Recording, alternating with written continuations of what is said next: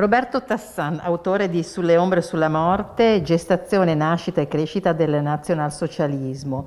C'è uno studio dietro a questo libro e non si può non parlarne in questa giornata. E questo è stato un viaggio attraverso che cosa?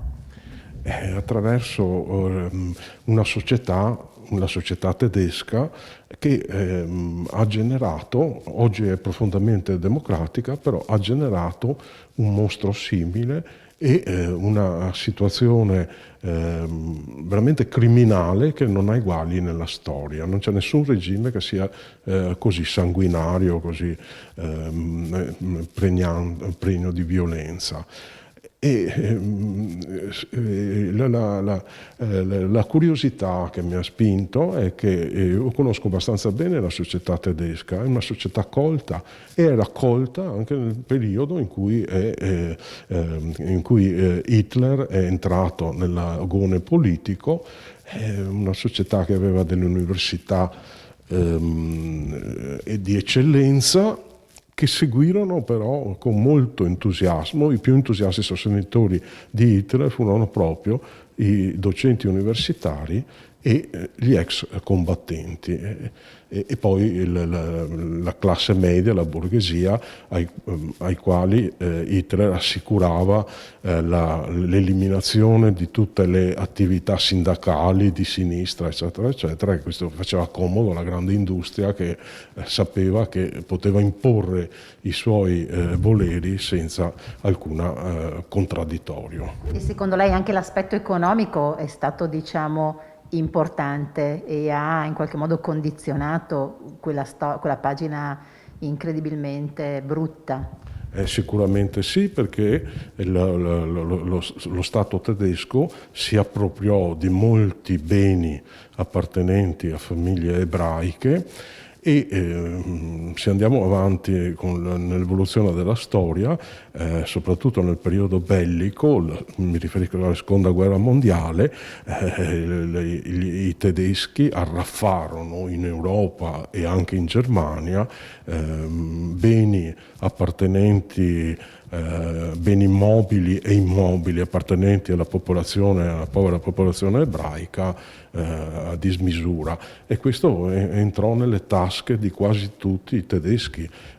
Paradossalmente durante il periodo bellico la popolazione tedesca fruiva di derrate alimentari, abbigliamento, eccetera, eccetera, che veniva depredato dalle popolazioni conquistate dall'esercito. Ma c'è solo questo o c'è altro? Lei dice, c'è proprio questa curiosità, no? Perché uno dice, ma come è stato possibile? Lei che cos'altro ha capito? Molte altre cose, cioè quello che dobbiamo sapere è che alla fine della prima guerra mondiale, il trattato di pace, l'armistizio firmato dalla Germania, fu la causa di un depauperamento della popolazione terribile. Lo Stato tedesco dovette pagare 130 miliardi di marchi, che era una cifra enorme per un'economia stressata dalla guerra. Dovette consegnare tutta la flotta mercantile, quindi niente noli, e soprattutto il bacino della Ruhr, che era il grande produttore di materie prime per l'industria pesante, venne occupato dagli alleati, soprattutto dall'esercito francese. E questo comportò una crisi di disoccupazione altissima e di inflazione spaventosa. Pensate che un chilo di pane nel culmine dell'inflazione, nel periodo inflattivo, costava 400 miliardi di marchi, un chilo di pane, quindi era anche difficile gestirli, no? E tutto questo era visto come un tradimento proprio del popolo tedesco. Un tradimento dovuto alla popolazione ebraica, che invece si arricchiva e che, secondo le voci popolari, erano responsabili della disfatta bellica, perché il soldato tedesco era visto come invincibile, però si pensava che le responsabilità della popolazione ebraica fossero molto alte. Insomma, la crisi politica è nemica della democrazia. Senta, ma in un periodo come questo, no, di crisi a 360 gradi, non solo politica, ma anche economica, ma anche sociale, ci sono dei rischi, si parla sempre di derive, però dei rischi, diciamo, reali che si possono riproporre, non ovviamente in quei termini, ma delle situazioni, insomma, pericolose. Certo, ma sicuramente è così. Per esempio, se noi andiamo a una realtà tedesca, soprattutto dell'ex Germania Est, anche se non si dice molto, ma ho avuto contatti con persone che mi dicevano che vivono in Germania ovviamente, che nell'ex Germania Est i gruppi neonazisti potenzialmente pericolosi sono numerosissimi. Ecco, poi insomma, se noi ci guardiamo attorno, ad esempio in Polonia ci sono dei forti rigurgiti razzisti e di destra, diciamo così. L'Ungheria di Orban, anche quella non è un mostro di democrazia. L'Italia? In Italia abbiamo una destra incolta, una destra che cerca tra l'altro un po' di scopiazzare i sistemi propagandistici del passato, no? Cioè, America First o prima gli italiani non sono stati inventati in questi giorni, sono stati inventati da Hitler che diceva prima di tutto i tedeschi ariani e poi il resto.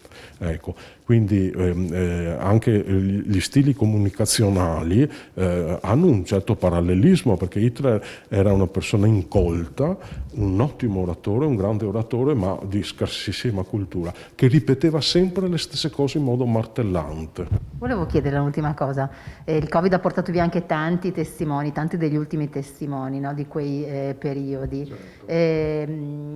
Questo è un danno un po' per tutti noi, no? Perché non avere sotto gli occhi chi racconta quegli anni inficia sulla memoria. E già, voglio dire, siamo noi bravi a dimenticarci troppo presto delle cose brutte. Certo, sicuramente sì, perché infatti cito un altro argomento, però si riferisce alla sua domanda, i nostri uomini di destra hanno cercato di abolire la storia. La storia è maestra di vita.